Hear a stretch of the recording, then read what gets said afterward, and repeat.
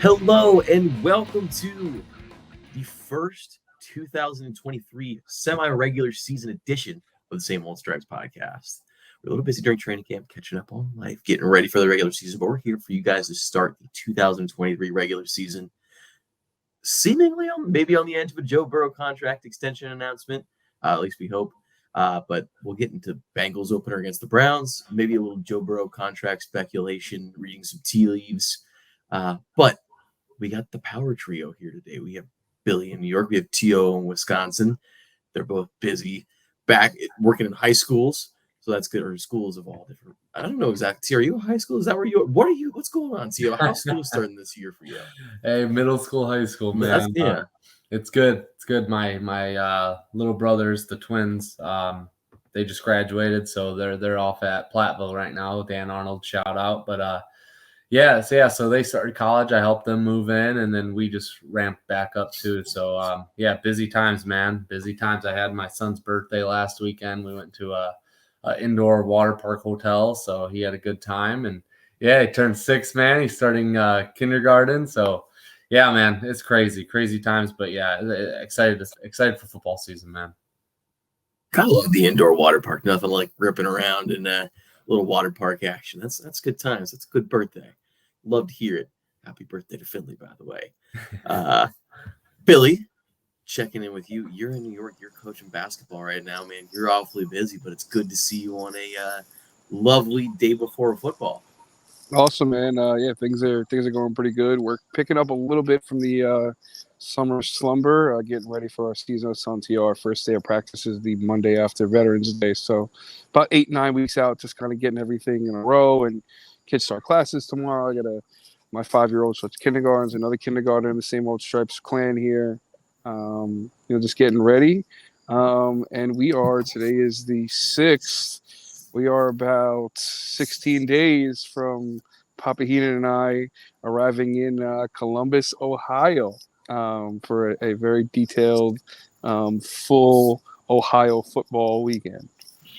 Yeah, Billy's going to be in Ohio to get the Ohio sights and sounds, and he'll definitely be in attendance for that Monday night football game against the Rams, which I'm excited to see, Billy. I'm excited to see Tio at some point this year too. We'll make it work. We always the same old. The powers of Same Old Stripes are unbelievable, folks. We'll get the big three together. Yes, sir. The one thing that I wish Same Old Stripes had the power to do, and this is me seamlessly transitioning into our next conversation topic, I want to see a Joe Burrow deal done, fellas.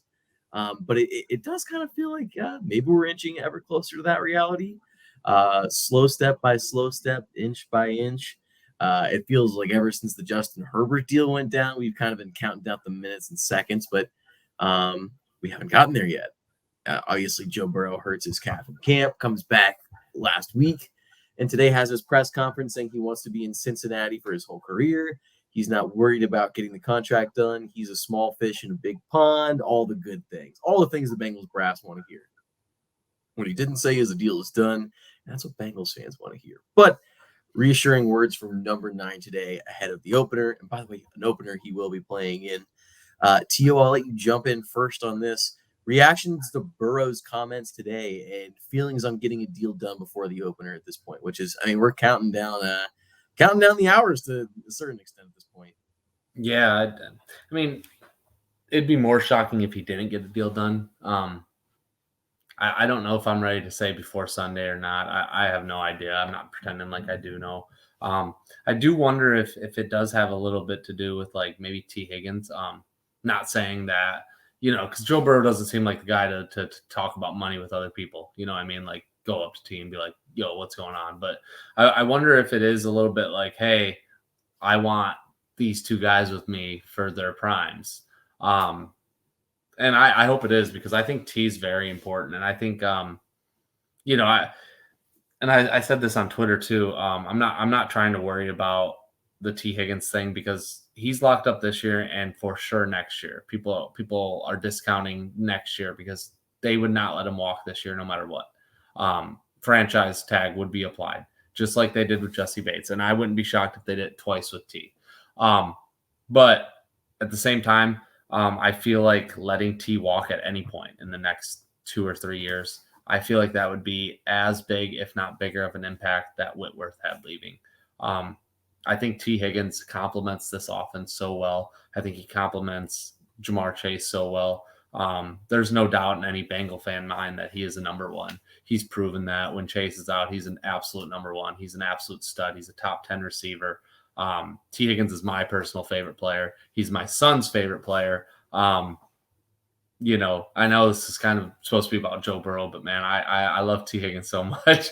I asked my son when I take him to his first game this year, I asked him what jersey he wanted, and I gave him a bunch of numbers. I said 1, 2, 5, 9. You know, I even threw out, you know, some other guys, 91, Hendrickson. And he picked 5 without hesitation. So I love that, man. And yeah, I just hope that we keep the band together as long as possible. But get back to Joe, man. I'm not worried about him. You know, I don't know what the number is going to be. I don't care. Give him whatever. He wants 100 mil, sure. You know, it is what it is. Mute. So if he wants the deed of the city, he can have it. That's what I'm saying. Damn, we're rusty, baby. At least I am. I haven't even guessed it on anything in a minute. I haven't talked to the people in a hot minute. You guys have just been lightly hearing me on Twitter as I've been rolling into the season. Tio, lots of good points there, especially on the T. Higgins formula and all of this. I think you could be right. I mean, Joe Burrow getting done does feel like an inevitability, but I do hate the waiting. I mean, I will say today, him saying that he's going to be like he wants to be for his entire career. I mean, I want it done this year, but it feels like even if it goes into next year, they're going to find a way to get this done at some point. That being said, I do think a big factor in this, and I'll get to Billy's thoughts here in just a minute, but his agent, Nick Bosa's agent, Nick Bosa, notably waited until the very last minute, held 49ers out for, you know, huge story. Nick Bosa gets a massive deal right before the start of the football season. Joe Burrow is very clearly the second, you know, probably the second biggest player in football to a certain extent. He's quite the monolith in and of himself. What better story for that agent than to rake in the Nick Bosa cash and then the Joe Burrow cash back to back? He's the story of football. Football's back, all that good stuff. I think this timing kind of makes a lot of sense for a lot of reasons, but the messaging today, the press conference being as loose as it was, it just feels like this thing isn't that far away. Billy, I'm curious on all your thoughts, maybe even including some of the T. Higgins components of it all, but your thoughts on where this Burrow extension stands at this point. Yeah, like Tio said, I don't think worried. I kind of lean towards if we don't see it in the next, I'll give it to Friday morning. I just think Joe's got so many other things on his mind, to be honest, that it's not really a has to get done before Sunday factor. But I think it gets done. I think we all think it gets done. You know, no matter what happens on the field this year, I think we know what he means to this franchise, to the city, to the team. To touch on some of the T points, I think you're going to probably see a franchise tag on T, and it just kind of is what it is. You know, we were talking before on air tonight about kind of the Kansas City situation, and you know, you have to prepare yourself. As I talked to my dad the other day, like, this year is so important because of the clock, right? Like, once he gets paid, that clock kind of starts, and it's inevitable that you cannot keep and pay everybody, right? You're seeing it with Kansas City. You're seeing it, you know, across the league. You'll see it with the Chargers in the next couple of years as well. So the emphasis on this season, and I think a microcosm of the emphasis has to be on these first 6 weeks here.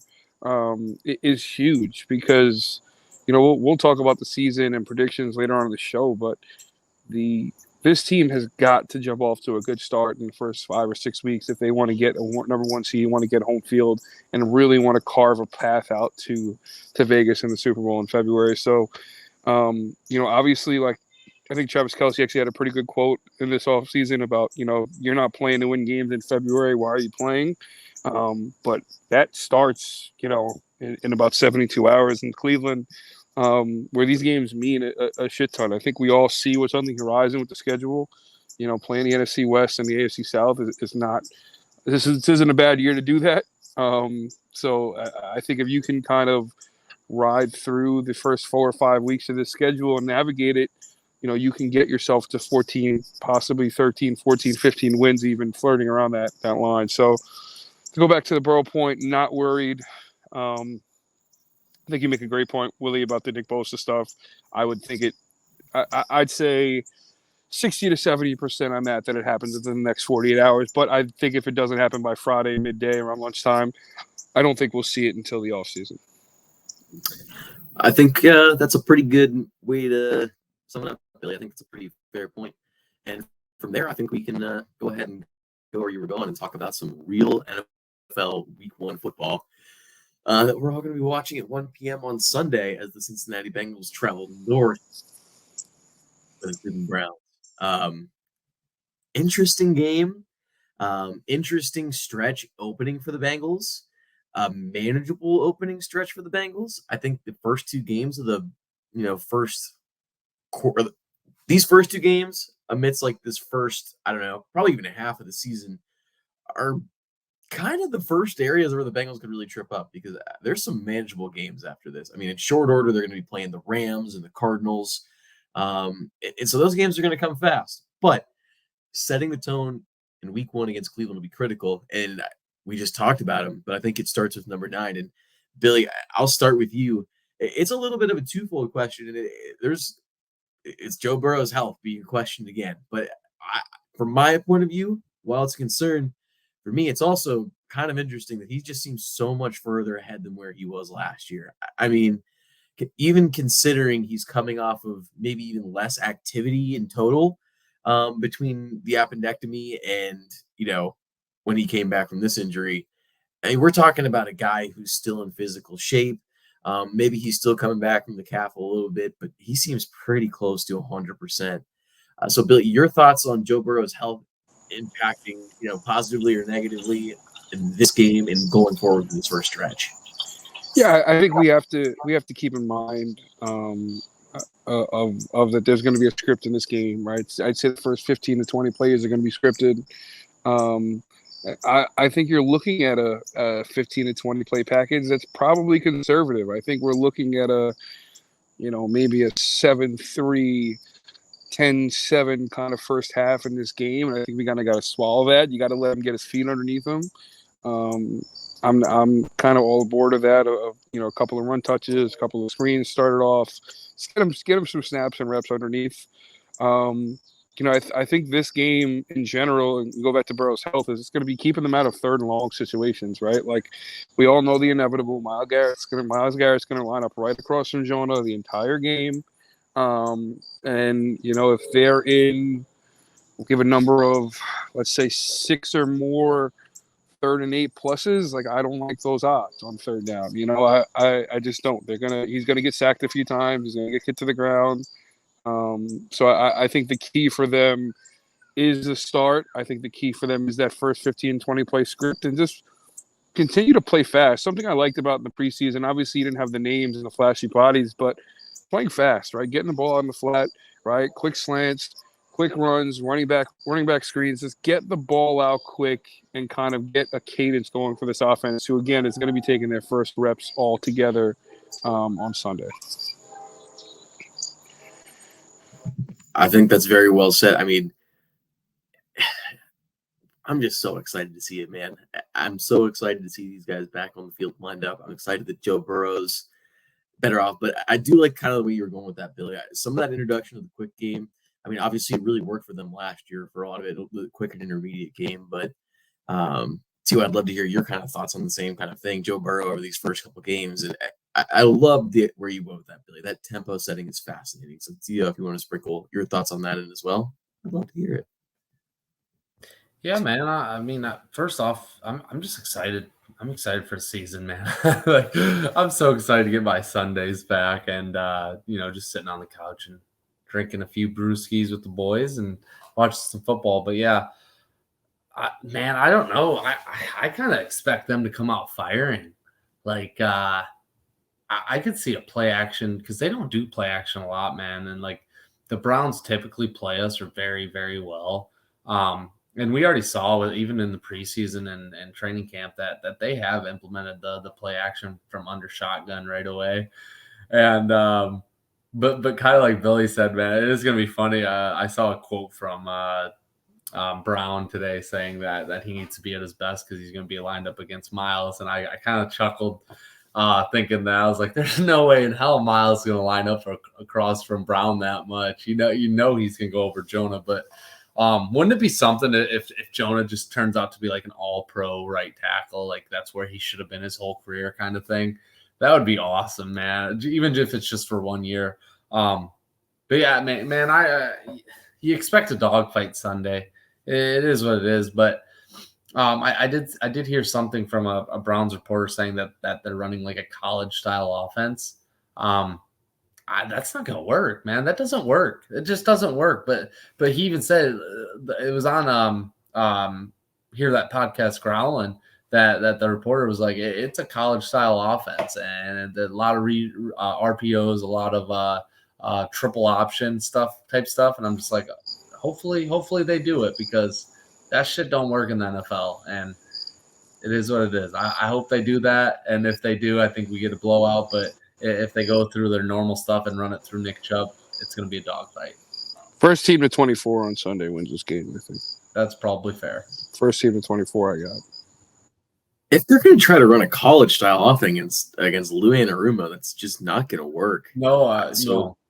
That's crazy. Give a listen to that. Hear That Podcast Growling. They did a preview, and I was just in shock. I assume it was Zach Jackson from The Athletic. I believe that's right, yeah.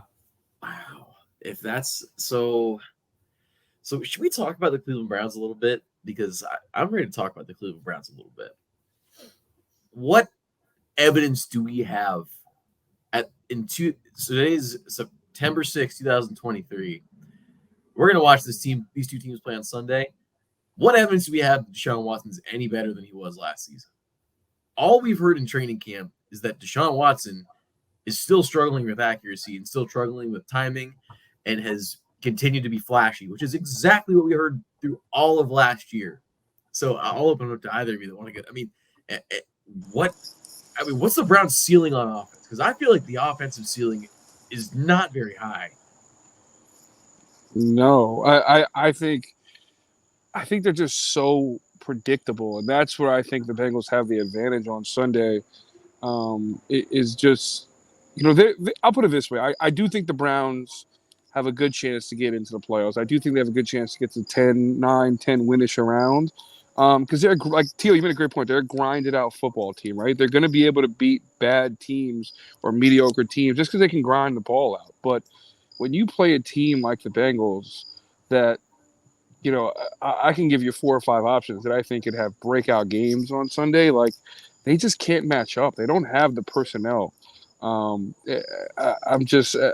really interested to see. I saw that same one of you said, T.O., about the college style stuff. I think it's way too gimmicky for a coach like Lou Anarumo on the other side.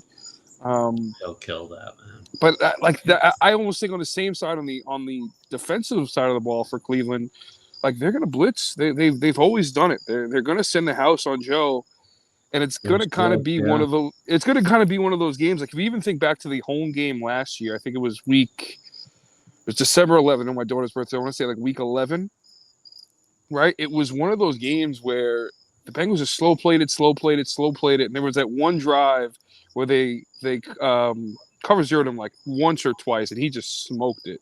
And I think it's going to be one of those games where the Bengals kind of are like hanging, and they're going to catch a read, and they're going to catch a read pre-snap and just blow this thing open. Because, like, again, I think when you commit to that type of style, I don't hate it if I'm a Browns fan, because I do think it can get me 9 to 10 wins. Right, but when you're playing Kansas City, when you're playing the Bengals, when you're playing, I'll even go Miami. I won't go Baltimore, because I think Baltimore's kind of in that similar boat of like, hey, we're just going to grind you down type of team. Lamar's got to prove it again. Yeah, but when you go up against a team that you're just not as talented as, like, yeah, it's you can grind it. The Bengals don't have any problem grinding the game out to you for the third quarter, and the second you give Joe a cover zero or you slip up in coverage, like, it's over.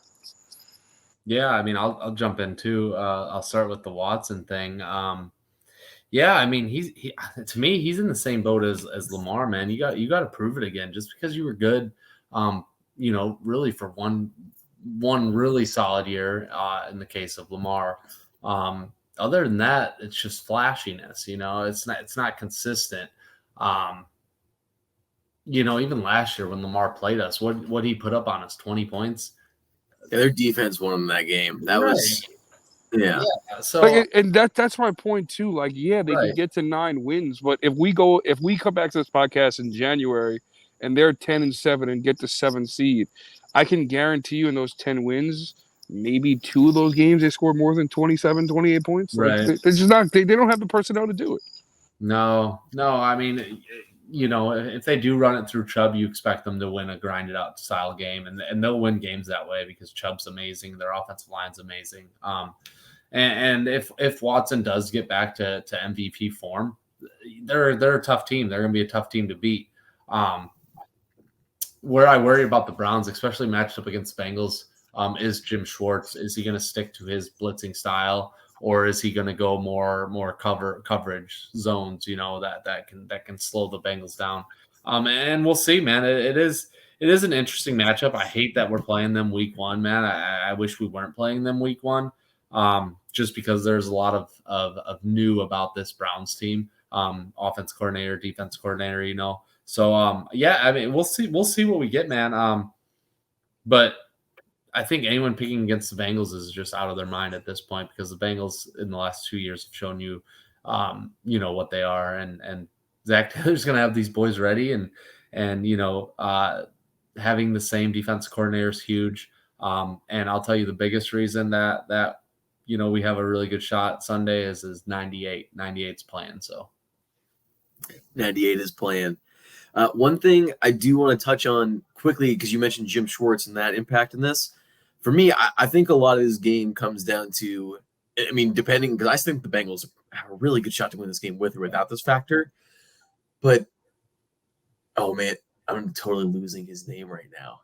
Denzel Ward. I for some reason I want to say Greg Ward, but that's the guy that was like a quarterback at I Houston. wish it was Greg Ward. But Denzel Ward, excuse me. Wow, that was funny.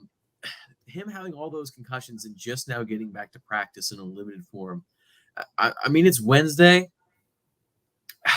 It just feels unrealistic that he's going to play to me at this point. If he does, I think that gives Cleveland a much better chance. He's a really good corner. He's been historically really good against the Bengals.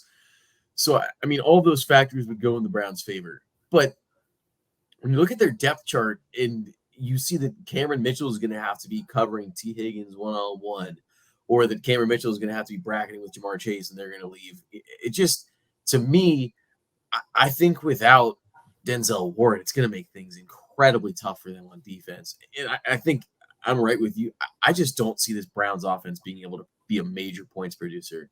If the Bengals hit 30 in this game, the Browns are probably incapable of winning it. And the Bengals offense can hit 40 pretty easily if they really get going. Hey, question for you guys, and I think this would change the narrative a lot about the Bengals versus the Browns, is say Burrow doesn't throw that pick 6 to start the game, I don't know, 2 years ago or whatever, and then say, Myles Garrett doesn't get that tip when the Bengals are driving down their throat, turns into a pick. How much does that change both of those games? I mean, that's the funny part about football. Yeah, I mean, listen, if we talk back, I can vividly remember that game because that was the week I got married. They played Thursday night. And, I mean, they scored score for them for 2.5 quarters. I think, like, that was one of the moments, I think, where you sat back and was like, all right, like, this guy bangs. Oh, not even that game. Not even that game. It's the game where the Browns drove down our throat to start the game, and we drove right back down, but then threw a pick. Halloween. Oh, yeah. Halloween game. Yeah, no, that game too. I mean, yeah, I completely agree with you there. I mean, and like I saw a tweet. I can't remember who I saw it from. I think either Willie, you or Bengals Jim put it out, and you guys retweeted it, and it was last year the Bengals went to Cleveland and got smoked. 98 did not play. First game without Jamar Chase. Yeah. Trey Hendrickson got hurt that game or didn't play that game. Because it was the week before the bye. Guys were they were going out like flies. And Cheeto Uzie tore his ACL that game. I mean, like, give me a break. Like, hey, another thing that goes in that game that I don't want to be leaning on, but one of their assistant coaches, Mike Zimmer's son, I believe. Yes. Yep. like literally hours before that game. Yes. So that was an emotional day, and that was the first game without the Jamar component of it. I think is so underrated because this team really came back refreshed from the bye with a plan on how they were going to attack teams without Jamar. Look at that Pittsburgh game they played. They were without a lot of bodies coming out of the bye in Pittsburgh, and they went to Pittsburgh. Who they play after the bye? Was it Atlanta after the bye, or did they play Atlanta after Cleveland and then go into the bye? What was the Atlanta game? I think they played. No, was it Cleveland, Carolina? Bye, right? Because Carolina was a mix-in 5-touchdown game, right? And then Atlanta. Yeah, they smoked them. Yeah, yes, Tio and I were there for that. Yeah. That was a lot of fun. Yes. God, sometimes it's just fun to be there for a romp. I like a nice romp sometimes. Yeah. Week three. Yeah. Oh my God, please. God, that Jets game, not a super romp, but kind of a romp. Yeah. It's kind of fun. Joe Burrow never left the game or anything, but they were putting it on him pretty good. That was a glorified ass whooping right there. Yeah. I do want to jump over to the Bengals defense component of things. I think we talked about the Browns offense, but I think that I want to get into a little bit of what could really be interesting for the Bengals defense in this game. I think we might be looking at the best corner tandem we've seen on this team in a long time. You have a healthy Chidobe Awuzie coming back. You have Cam Taylor-Britt in his second year and having a full healthy camp as the starting quarterback. You have a nasty defensive line rotation. Although missing Osai is going to hurt, you have your linebackers extended and your backup linebackers all under control. You have your new starting safety tandem where things could get kind of weird. But against Deshaun Watson, that's probably not the worst first test you're going to go against. Tio, I'll let you jump into it first. What really excites you about watching this Bengals defense? Because, I just find myself super fired up to watch this group this year, just knowing what they're going to do on the defensive line in particular. But is there anything in this game you're really excited to watch for? Yeah, Lou Anarumo. No. Yeah, the whole thing. Yeah, period. Yeah, I know. Again, I'll go back to 98, man. I think this is a 98 game. When he plays, man, our run defense is great. And when he doesn't, our run defense sucks. Especially against the Browns and the Ravens. 98 is the most important player on the field. And I don't think that can be up for debate, really. So I'm excited to see 98, man. And I hope he does get some run on some third downs too. Because I think he can do a lot more on the pass rush aspect. But yeah, man, I'm excited to see this defense. I'm excited to see how the safeties look.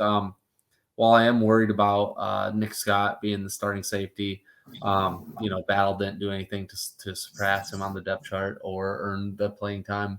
Based on everything we've seen and heard from training camp.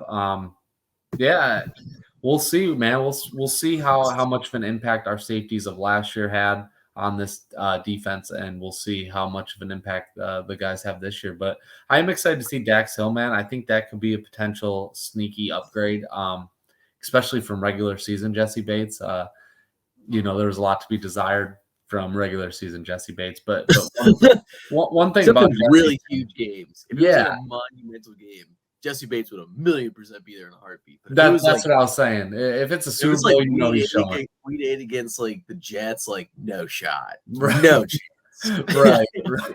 And so it will be exciting to see what he offers. And then the last guy I want to touch on, man, is CB1. Awuzie is back, man, on the field that he got hurt on. We already know what he is. We know he's going to come back. He's going to look awesome. This season's going to be an emotional one, as it kind of does seem like the last ride of the Bulls kind of thing, because there are going to be guys that aren't here next season. So I think it's important for us to enjoy the guys that we have, and yeah, man, I think it's going to be a fun ride. A fun ride it will be. There's going to be bodies leaving this year. This will be the first year they really feel the pain, and we felt it with Jesse Bates, but there's going to be some notable players heading out of Cincinnati after the year. With that said, we're at the beginning of a very exciting season, and there's lots of guys to talk about. Billy, I'm sure there's some guys there you might want to mention, but is there some guys that you're really excited to watch in this matchup against Cleveland in particular? there's a lot of different directions to go. This has been a Browns team that obviously T.O. is really excited about. Reader runs the ball really well. So what guys might stick out to you that you're kind of fired up to watch in week one? Yeah, first, I think you got to give a shout out to Cheeto. I mean, pretty much almost 10 months to the day to come back and be ready for week one is just kind of a testament to him and his, rehab plan. Willie, I know you're a college football head, and I watched a ton of games this past weekend. Um, a game that stuck out to me to wrap up the holiday weekend. I mean, what a defensive performance from Duke on Monday night, and I kind of see it being very similar to how the Bengals are going to play all year, right? Like, I think everyone in America would line up and say Clemson has a wide receiver to cornerback safety advantage over Duke, and that's we're playing football, not basketball. Yeah. I don't know if you saw the Dabo Sweeney quote saying that we were brought up on NIL, the name of God, image and likeness. Yeah, classic. That was a tough one. Oh, Dabo. But I think you saw of just a better front seven and a linebacking core that just flocked and put hats on the ball and hats on bodies every single play. So that's, to me, the group I think I'm most excited to see, especially this week against a runner like Chubb and next week against a guy like Lamar. I'm excited to see the combo of Jermaine and Logan out there. I think it's really turned into one of the strongest parts of this team. And I got to throw it out there, man. It's been pissing me off the last couple of weeks. Obviously, we know how cringe the New York Jets, all gas no brakes, have been all summer on Hard Knocks. But the defensive line coach made a point the other night that really kind of got to me, saying that was the hardest defensive line room to make in the NFL. Besides Quinn Williams, like, who's like, does any? They're good. They're very similar to the Bengals. So I'd say they're deep, but like, if we're talking pound for pound, guy for guy, the Bengals have a better fucking room than they do. Like, I really think that, and like, I think they're so overlooked because I think they bring such a similar deep guy after guy type of aspect to it. But there's no Quinn Williams type of guy out there. But like, if we're putting Sammy Hubbard, Trey Hendrickson, and DJ Reader, they're in the top 5 or 6 in the Jet room as well. So I think if we're going pound for pound, like, the room's overlooked.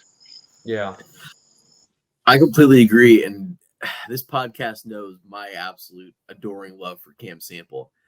I mean, those are the guys that help you win championships. They're the guys that make your run stops and do the little things on the margins that help you win championships.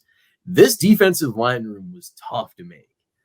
I mean, how many teams have to cut Dominique Davis and Raymond Johnson III and Jeff Gunter, who were all really good all of preseason into training camp? But when you have, Trey Hendrickson, Sam Hubbard, DJ Reader, BJ Hill, Zach Carter's coming on. Joseph Osai has been an absolute menace in camp. I mean, we're going to see him stunted. I mean, that kind of bums me out. I'm actually really bummed about that. But, I mean, if you miss him for a week or two, you're probably not in too much pain. You just hope you see him healthy. Especially against run-first teams, too. Yeah. Billy, you got my 2 guys that I want to talk about queued up. But the 2 guys I am most excited to see on Sunday for the Bengals, the linebackers. I am so excited to see Logan Wilson and Jermaine Pratt in this game, fresh off of each of their getting new contracts to be Bengals for a pretty good, at least 3+ years for both of them. Logan Wilson's obviously got 4. Jermaine Pratt's got 3. But I mean, you're playing the Cleveland Browns. I don't think Deshaun Watson's going to be chucking it down the field. I think that he's going to be trying to throw it a lot over the middle. They brought in Elijah Moore to be their slot receiver. They have David Njoku, who has been Deshaun Watson's favorite target basically since the day he got into Cleveland. I mean, obviously they have Amari Cooper who can threaten you deep and is a really, versatile and talented receiver. But, man, having 2 linebackers that you trust against a running back like Nick Chubb and against a quarterback in Deshaun Watson, who realistically, it doesn't seem like he feels all the way confident in that arm yet. I mean, we might see a couple flash throws, but I think we're still going to see some impatient throws from him or some throws where he waits way too long. We've seen him hold on to the ball quite a bit longer than I think we were used to, even for Deshaun Watson, who I think was never necessarily known for getting the ball out particularly quickly. But, man, he just seems to really have gluey hands at this point. I don't know. Very interesting to me. But the linebackers, I think, will play a huge role in this game. Super excited to see them fresh off their extensions. I think both of them were, easy top 20 linebackers by any list you looked at after the season. Even Logan Wilson getting some top 10 nods, Jermaine Pratt getting his own top 10 nods. So those are the two for me that I'm really excited to watch. We have to talk about an ever-present topic in Bengals land. I can't believe we are 35 minutes into a week 1 podcast and we have not talked about this subject. Let's talk about the offensive line. Not this topic of conversation that has been in recent years around Bengals culture. We basically have known that since the day they signed Orlando Brown Jr., who the starting 5 were going to be. There was a little bit of we all kind of went through some different phases with Jonah Williams, and I think we all got comfortable with that at some point, but he's had a really nice camp. At this point, this is the best line of Joe Burrow's career. You have Orlando Brown Jr., Cordell Volson, who's entering year 2 looking really sharp, Ted Karras, Alex Kappa, and Jonah Williams. 4 of those 5 guys played together all year last year and are very comfortable with each other. You have Jonah Williams jumping over to the other side. And then you have Orlando Brown Jr., who is a direct scheme fit, joining as your left tackle next to Cordell Volson. Jonah Williams getting rave reviews in camp, frankly, music to my ears. I can't remember if we mentioned this on the pod or if we talked about it offline, but I hope Jonah Williams has the best year of his career. I hope that Jonah Williams plays at an all-pro level. I hope he looks like a superstar. And I think the best possible news that Bengals fans can hear is that Jonah Williams is getting $20 million, $15 million in free agency. Yeah. Because that means he performed like crazy in the last year of his deal with the Bengals. I think that he's kind of come to the light of the day. Tackles are going to get paid. It doesn't matter if you're on the right or left side at this point. There's too many good athletes in this league. For me, opening against the Browns, you have Zadarius Smith and Myles Garrett. Myles Garrett obviously being one of the premier players in the entire NFL. You have Dalvin Tomlinson, obviously, as one of their defensive tackles. A rebuilt Browns defensive line, but a plenty stout Browns defensive line. I'll give them credit where credit's due. Man, Billy, I'll let you jump in first on the offensive line. Where do you feel on the offensive line entering week 1 against a Browns team that can definitely cause a little havoc? I just feel confident. I feel a lot more confident this year than last with the lack of preseason reps, just because I think you got consummate pros in there. And just excited to see the steps. Excited to see the steps that Cordell takes in year 2.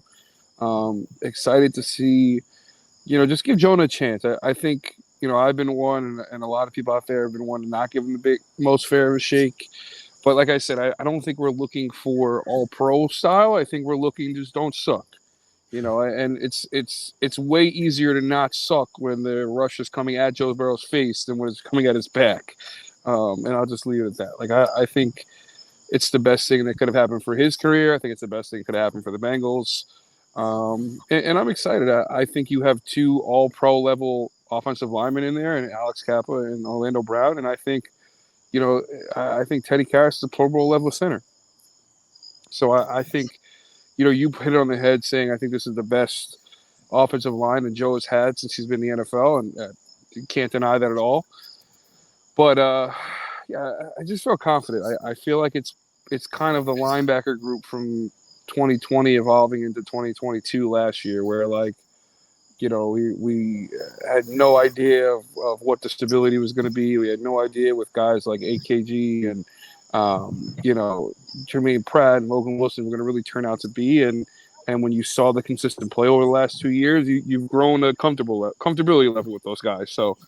I'm excited to kind of see the steps that they all take this year, but I think it's one of those things where I don't expect a curve of 2 to 3 weeks where they're giving up the most sacks in the NFL. I think they're going to kind of come in and get to work right away on Sunday. Man, I hope not. Frankly, they could sack Joe Burrow 2 or 3 times and we can still see a lot of progress from this line. Zadarius Smith and Myles Garrett are both very good closers as defensive ends. I have to give it to both of them. They are very good at bringing quarterbacks down.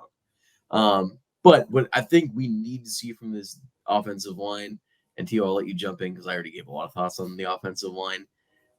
I just want to see the exterior of this offensive line look consistent. Jonah Williams and La'el Collins, to me, were the weak points of this offensive line last year. I really thought Cordell, Ted, and Alex did a nice job on the interior working together last year. Yeah. So progress would be beautiful, but man, I'm expecting some pretty solid things. I'm curious what you're interested to see on Sunday, what your level of comfort is. Wouldn't it be nice if we walk out of Sunday and they only give up 1, maybe 2 sacks instead of the 4 or 5 we're accustomed to on week 1? Like even last year, we're all excited about this new offensive line. They give up 4 or 5 sacks to Pittsburgh, which it is Pittsburgh. They have a great defensive line, but it would just be something, you come away and they get 1 sack and it's a sack you don't even remember. It's at the end of the game where you're thinking, wow, did they even have a sack? And then you look back and you're like, oh yeah, they had 1 type of game, which would be phenomenal. Yep. Yeah. And if that happens, I think the Bengals obviously win. But yeah, man, it's going to be exciting to see, Orlando. And I know he gets a lot of hate from Chiefs fans that are salty that he left. But yeah, man, I think the key again, and it's the same thing as last year, who's the most important Bengal on the line, and it's Jonah again. For me, anyways, that's who I picked last year. That's who I'm going to pick this year. Something I do feel a little bit better about Jonah this year is that he is playing next to Kappa. He hasn't played next to a guard of that caliber ever. And Quentin Spain's not at that level. Iconic Steamboat Stripes guest, Quentin Spain. Quentin Spain, the chillest guest in Steamboat Stripes history, perhaps. As much as we love Quentin Spain, no, Kappa's on a whole other level, right? And Spain, man, listening, we think highly of you in Cincy, and we love. He wasn't listening when we interviewed him, so he's not. Yeah. Oh my goodness, no. But yeah, no, I think Kappa helps Jonah a lot, and I think we'll see that. I guess we'll see, man. And like you said, you're a big Cordell guy, and he's added a lot of muscle this offseason, and so we'll see, man. But yeah, if we can go down from, let's just start at Brown. If he gives up 6 or less sacks, that's 4 better than Jonah would have given up at left tackle. So, if we can cut down those numbers at every spot, Volson goes from whatever he was at last season, 4 or something to 2. Yeah. It just helps. The thing with Volson is not starting with 3 would be huge. Yeah. Yeah. Well, he's also not starting against, Cam Hayward. So, hey, wouldn't that be something if the Bengals come in Sunday and run for 150 with Mixon? How salty would Browns fans be with Tomlinson signing? That's what they brought him in for, even though they wanted Javon Hargraves. And I'm glad that came out, because what was the story when they signed Tomlinson? Well, that was our first choice. That was our first. We all knew they wanted Hargraves. That was the worst bluff in human history. Yeah. So that would be fun if Mixon comes out, shuts everyone up, runs for 150, shuts me up from, earlier this offseason. So that's what I'm hoping for. So I think it's time, folks. We are into prediction time. We're towards the end of the podcast. We're going to go. We have 3 sorts of predictions. We're going to start with an overall NFL prediction, then we're going to get more Bengals specific. But we'll start here. I'm going to let's do T.O. first. What is your general NFL prediction for the 2023 season? What is on your brain that you think is just going to happen for the people of football this year? Anything, like not just Bengals? Not, you can do specific. You can do a specific Bengals one, but anything you got on your brain definitely works. I think Bears win the NFC North. I think this is a fun take. I think this is fun. And I think Fields looks good. I love this. Billy, general NFL prediction. I'll give you 2 here, 1 for each conference. AFC, Indianapolis Colts with the AFC South.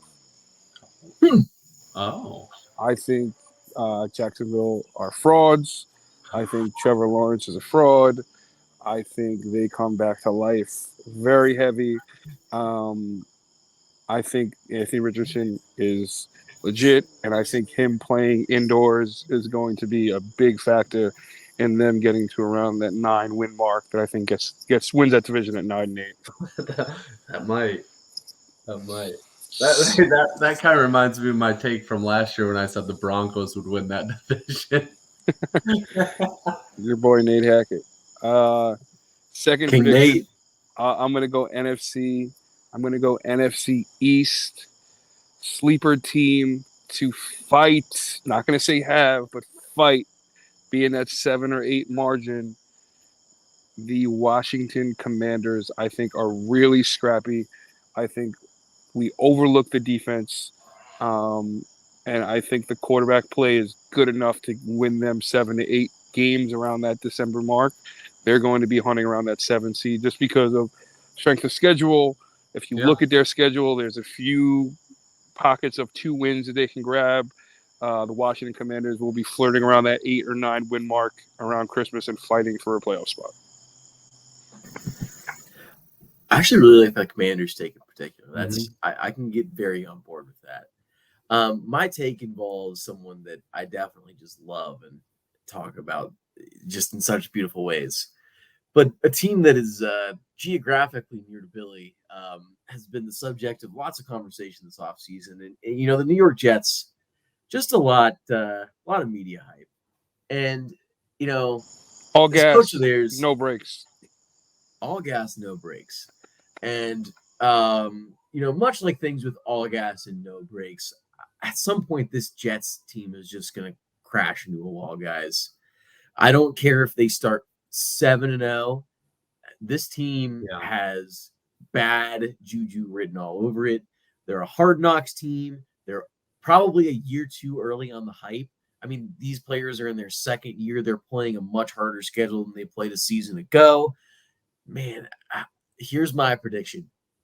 While I think he probably doesn't end up the first coach fired, I'm not going to predict that. I don't think Robert Saleh sees the end of this season. I think there will hit a certain point in this Jets season where they're just going to be fed up with the routine. Yeah. I mean, here's the thing that really sits interesting with me. They trusted him as their hire to be the person that helped develop their asset at number 2. They've invested so many resources in trying to make this team a competitive team. And Saleh has not gotten this team across to the point where I think they need to be. I think that trend will continue in this season. I think their defense will look plenty good. I think their offense will be frustrating. I think we're due for some very frustrating Jets losses again this season. I mean, to bring in Nathaniel Hackett after having some of the issues this Jets team has had, that's one of the most interesting moves, just head-scratching moves of the entire offseason to me. So I have Robert Saleh not being the first coach fired, but not making the end of the season. I'll back you on that. I don't know if I'll go as far as they'll get fired, but I do see a stretch. If you look at their schedule, they're going to lose 3 games at least once in a row, once this year. And the problem I have with their roster is, other than Garrett Wilson on that offense, you have too many guys that do the same fucking thing. Yeah. Lazard, Cobb, right? You look at that running back room, they all do They're all the same thing. running back. They're the same carbon copy. I've wanted to say it all. What is that? I've wanted to say it all summer because I do think that the Bills are on the decline. I am hammering Bills -2.5 on Monday night. I think that line is. Oh yeah. That line is off as can be. I mean, Bills are going to blow them out. We're talking a veteran defense against an offensive line that blows ass, against Aaron Rodgers, who still can't move. And like I said, there's too many guys that do the same thing in that offensive room where I think Garrett Wilson has a great year. I took him in fantasy in round 1 at pick 11. I like him. I think it's a great year. But other than Garrett Wilson, I mean, who's the number 2 there? Lazard. I mean, there's no reports that their offensive line sucks too, which I don't understand how they do, but Their offensive line is awful. I don't get it, man. You would That's think the scary five, part for me. I think we saw Aaron Rodgers play behind one of the worst offensive lines of his career last year, and we saw exactly how that went. He couldn't even hit an open throw if he wanted to last year. And you guys did, make a good point. Even with the tight ends, like, could you imagine the Bengals having Hayden Hurst and C.J. Uzomah on the same roster? It's like they're so redundant. It's just the same thing. Like it oozes to me. We'll beat teams that suck. But again, like when you play Buffalo, when you play Dallas, when you play those teams where you have to be the superior, talented team, like this roster looks good on paper, but if you really break down the film, I don't think they're that good. One of the things I think is interesting, and I'll leave it here, when you're building an NFL wide receiver room, one of the common traits that they tell you to do now is to build a basketball team. And if you look at the best teams, they have all these different size guys who are different speeds, different sizes. Think about a team like, it's a bunch of fire trucks go by my house right now. I mean, think about the Chargers and the Bengals, and even a team like the Jaguars. They have a very diverse portfolio of wide receivers, and it's all these offenses that we really look forward to watching. Even the Chiefs, if you consider Kelsey kind of one of those types, maybe like a rebounding kind of wide receiver, it's just really interesting. And they have all the same type of guys. It's like they have a bunch of shooting guards as their wide receivers.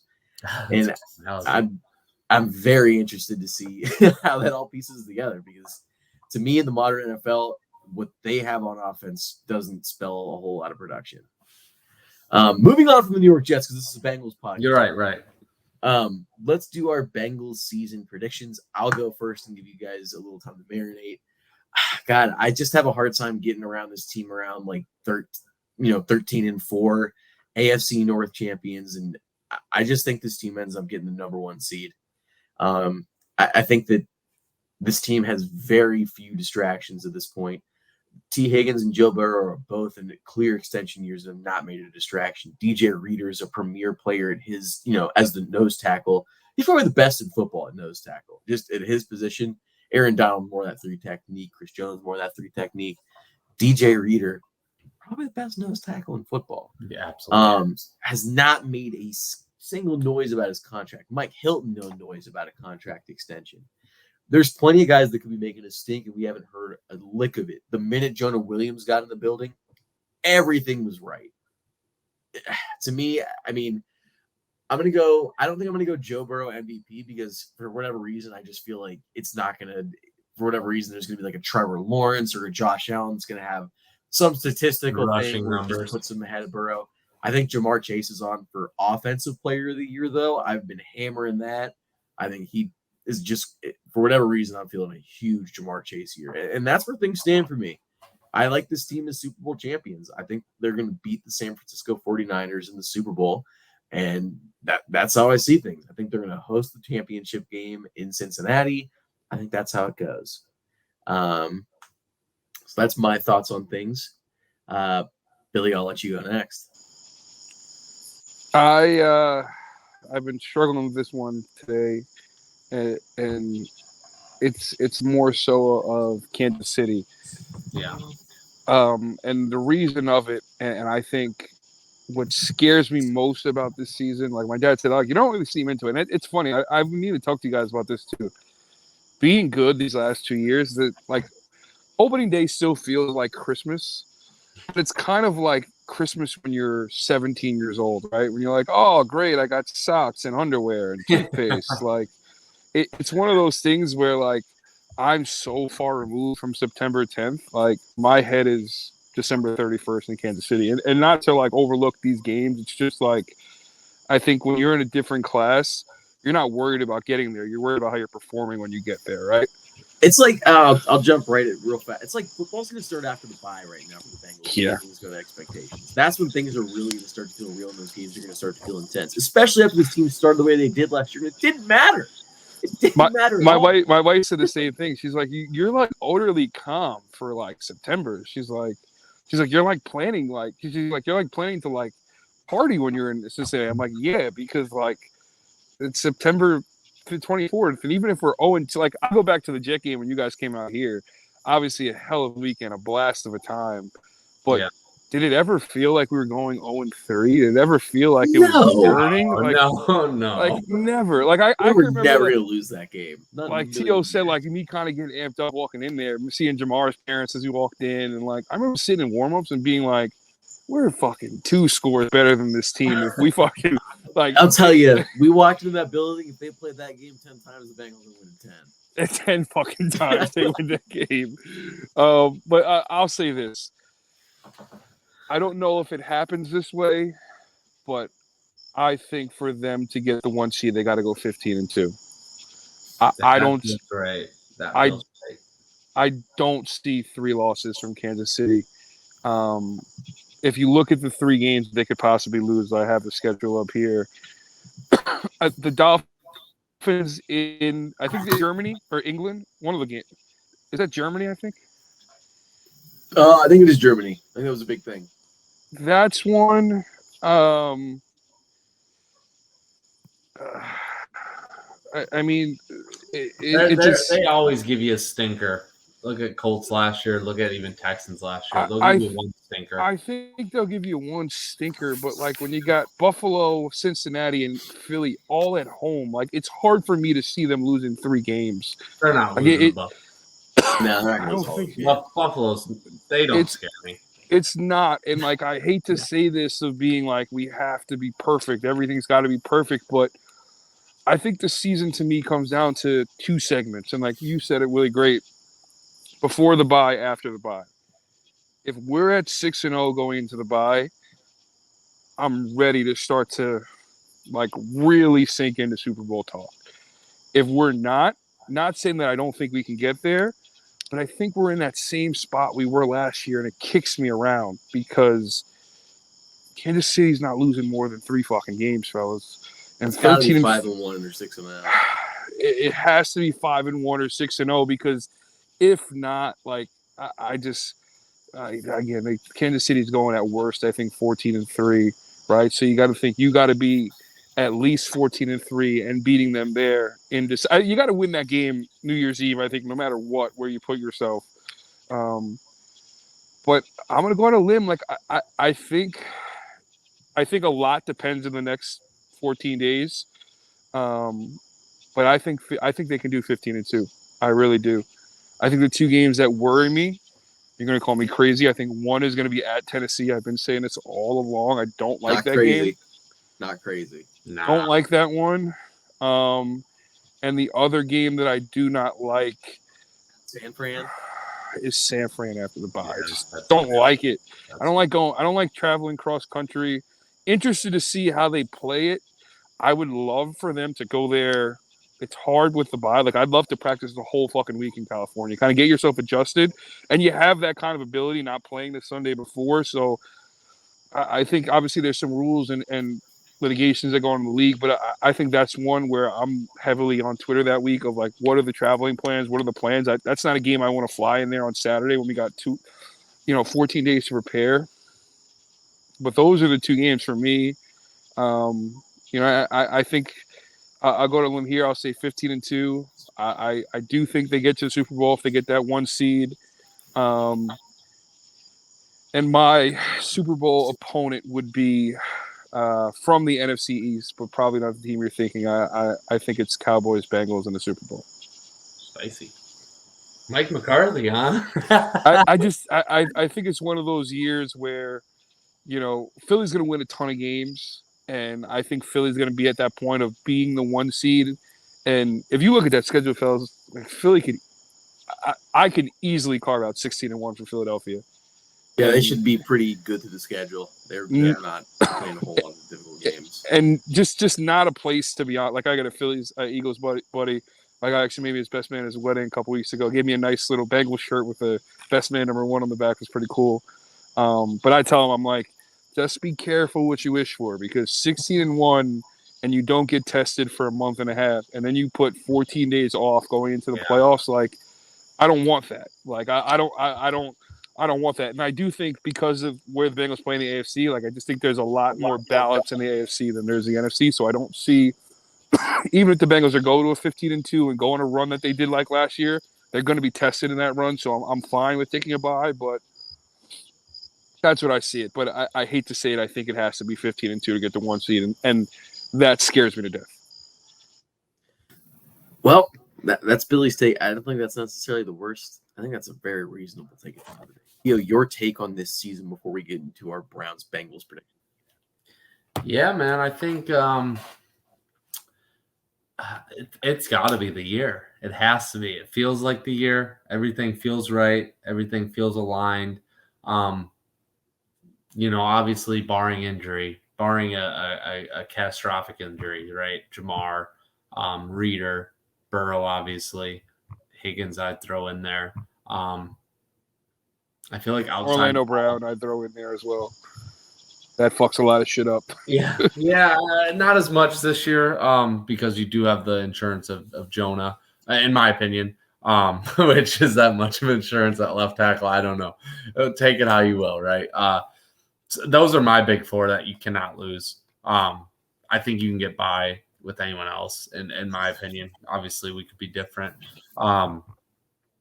I think if you go 14-3, I think Billy, first off, you make a great point. If you want that 1 seed, 15 is probably what you're aiming for. I think you might be able to get by at 14 if you beat the Chiefs and the Bills. So that's preferences with that. I don't know, 13, 14 wins for me is where I'm at. I think they lose to the Browns once. I think they lose to the Ravens once. I think they sweep the Steelers. I don't know where that next loss comes. I think they beat the Titans just because, man, we stopped the run against them so well, and that's what they are. If they can't run, they don't win. That's going to be another 17-14 kind of game, and we're going to win. It's never going to feel like we're going to lose that game, in my opinion. Hey, I meant to say this to bring this up in my point. Not to go to but quickly, if you go, and I'm a big proponent of this in like week 3 to 6 or 7.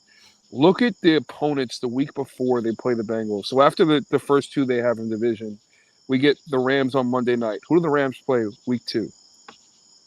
No idea. 49ers. Gotcha. Ooh. Week 4, we go to Tennessee. And this is something that leads me in the favor of the Bengals in that week a little bit. Tennessee is coming from at Cleveland week 3. Grind Game. Yeah. Week 5, probably the worst NFL football team that has ever been constructed. Arizona Cardinals. Who are they playing week 4? At the San Francisco 49ers. So it's to the point where, like, you don't want to get to this like point mentally, but if you can survive these 2 wars at 2-0, I mean, Jesus Christ, T. Higgins has an ingrown toenail. He's not playing week 3. Like, you look at these games. Right. Yeah. You look at these games a little bit differently, and you don't want to do that early, but I'm telling you, if you get to 2-0, it's off to the fucking races. And even week 6, you're coming off of Seattle, who has an interesting take there because they're coming off of a bye, but the previous week before, they're the Monday night game against the Giants. So it takes a day away and traveling cross-country again. So, like, maybe I'm crazy and looking into this more, but if you go 2-0, like, you're off to the fucking races, man. That's low key, like Jay has stats kind of stuff. I like that. It is. I do love it. No, I don't know, man. I think 13-14 wins would be reasonable for us to predict. Would I be shocked if they win 11? No. No. But yeah, I'm kind of with Willie, man. I feel like for all the stars to align for us to get our first Super Bowl win, it has to be Bengals, San Fran. But I don't care who the hell we face in the championship game. We're winning. That's not what it's about, man. No, we're winning it. We're winning it this year. We're beating the Chiefs in the AFC Championship. Don't care where it's at. It's more sweet if it's an Arrowhead. Don't give up. We're winning that bitch. And that's what I got for you. Bengals on top. All right. Cool. Before you go into the next thing, the question I wanted to throw at you guys, I want when and who says it first. Okay, when is the first time one of us say must-win game in this season, and who says it? Who says? Oh, Billy's gonna say it first. Definitely, I got to Billy. I say week 2. Definitely me. I'll probably Yeah, if we fucking lose on Sunday, I'm gonna be jacked up. That might be a must. That might be a must win at home. Yeah, after the whole spiel on the 15-week game, how could it not be a must-win game in week 2 at that point? That's so funny. That was All a good right, one too. for Sunday, let's get the hell out I of feel here. like we'd all be on that train though, man. Going 0 Oh yeah, like must win for sure. Like we're not even gonna like pretend like this podcast is relevant or this podcast. We'll be so unironically like must win. Willie's gonna watch the 22 of every fucking snap in the Cleveland game. Actually, okay. Here's why it was fine. Tio, your prediction for Sunday. Let it rip. Oh man, the heart says Bengals, the head says Brown. Until this team can prove it, man. Even last year, I don't think that win against the Browns, the second one, I don't think that really told you anything because the Browns were done, man. They were done with the season. Everyone knew it. They were done, man. They weren't fighting in that game. So I guess until the Bengals prove it, I think it'd be stupid to pick against the Browns here. 98 does want me to shift it. Having 98 makes it a lot tougher. But you know what? While I think the Bengals probably win, I am going to go with Browns just to not be a homer. 21-17, whatever. It is what it is. I don't think it means anything. I gotta pick against them at least once. Yeah, and I'm going to use it right away against a team that has a track record against them, right? I've debated on this quite a bit. Yeah, I figured you two would both go Bengals, so I'll just go Browns for the sake of argument here.